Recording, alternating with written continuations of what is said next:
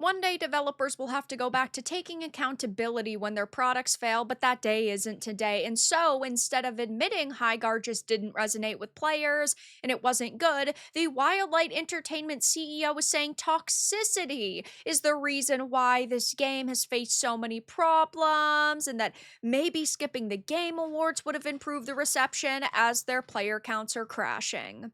I have a few different things to show off, but before I get into the topic, if you enjoy the content I create, check out the links in the description, join the community in my live streams, and consider supporting through Patreon or YouTube memberships. Now, I completely understand when you put years of hard work and effort into something, you want it to be good, but sometimes you need to just take a step back from social media and then come back to the internet and admit your problems. Admit, you know what?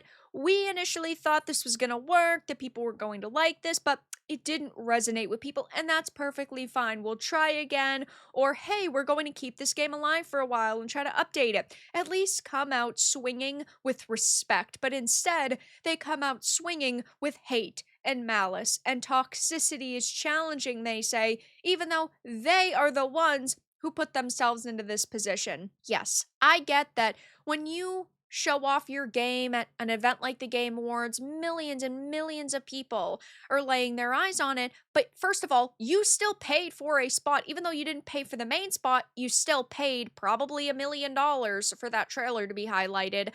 But second of all, okay, you should have just made a better game. You haven't been listening to what gamers have wanted, because we would have told you we were sick of hero shooters like a decade ago, though this is their response is, ooh, you are toxic for criticizing it, while their player counts are dropping. This did happen a couple of days ago. I still wanted to quickly reference it before we get into the new updated numbers for this dead on arrival game. But they say they think the game as it is right now is super fun, super honed for 3v3, even though they did just add 5v5 and it is permanent. To this end, later asked by Jason Schreier as to whether he regretted announcing Highguard at the Game Awards instead of shadow dropping as they'd originally planned, he admitted that at the end of the day he was unable to give a direct answer as he was still mulling over the entire situation, telling his host, "That's an incredibly fair question and one that I ask myself quite a bit." And they say that the toxicity is challenging, and it's debatable whether they would have had more or less of the same by doing the Game Awards. I don't know, maybe we'll never know the answer to that, but I think that's an angle that has been considered going forward for anybody in game development, which is just wild to me because of course, you want your game shown to as many people as possible because that means more people would buy it or play it. But the thing is that so many people day one gave it a shot because of the controversy, because you guys went quiet for several weeks leading up to release. That was actually a very good marketing strategy looking back on it. But the problem, right, is that your game sucks so much that it couldn't keep those 100,000 people around. None of the streamers who were paid to play it have gone back to it or have talked positively about it, and none of the players who gave it a shot are clearly going back, as right now in game, there's 6,256, which, hey, isn't zero, but when you compare that to the 97,000 all-time peak, I mean, that is a horrendous drop. That is not a good look. And a few days ago when they added the 5v5, it did get a little bit of an uptick. It went to 15,000, but you're not able to keep a free-to-play game around with 6,000 players. That's just not going to happen. It would be one thing if it was a $40 entry fee and people were not refunding and you got to keep some of that money. But where it's free, you need people to swipe their credit cards on microtransactions, and if nobody's in game, that's just not happening. And it's just a really pathetic situation all around that these developers just will not admit their faults and not admit their problems and not admit that they just created a bad game. I would have way more respect for them if their game sucked, but they came out and then made a statement like, hey, listen, it's not for everybody. It didn't quite land the way we thought. We're going to do better in the future.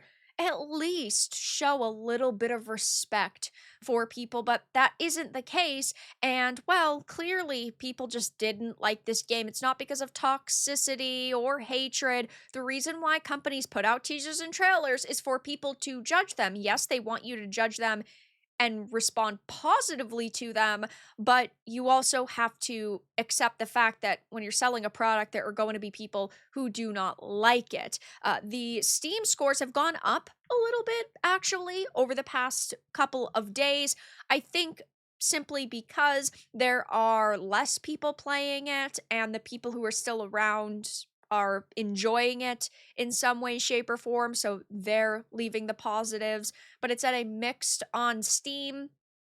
All language total of 36,211 reviews, but it's not much better over on Metacritic. It's sitting at a 2.4, which is terrible all around. And I can't say I feel all that bad for this team when they are creating a product that people haven't been asking for in years. And another funny element to this is how much the media has shilled for them, how much the media has defended them. I mean, I know Nathan Grayson over at Aftermath had also written like a hit piece on the toxic chuds who were criticizing it and used my videos as an example. I'll link that video down below if you want to go and take a look at it. But the media is saying this game has something good going for it. It's fun.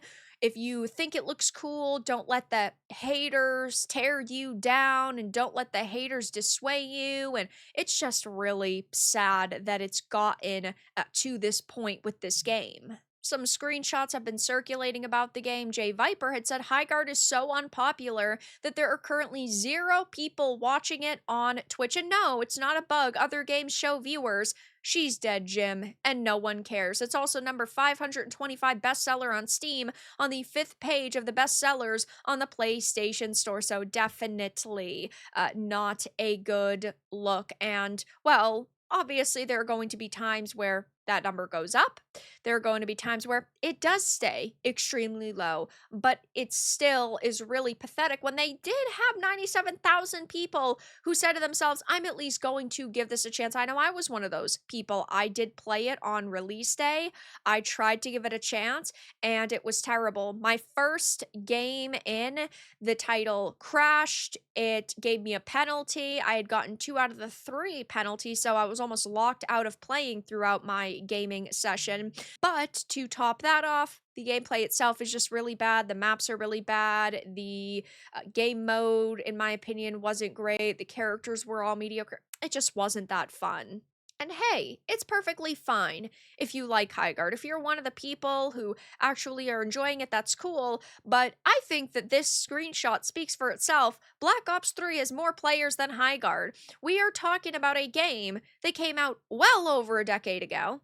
We are talking about a game that still has more players than something that released 2 weeks ago. That is a wild comparison to me. I find it really funny that I've never heard of Cairn until the day it came out through a fan art post, and a week later it's past 300,000 sales.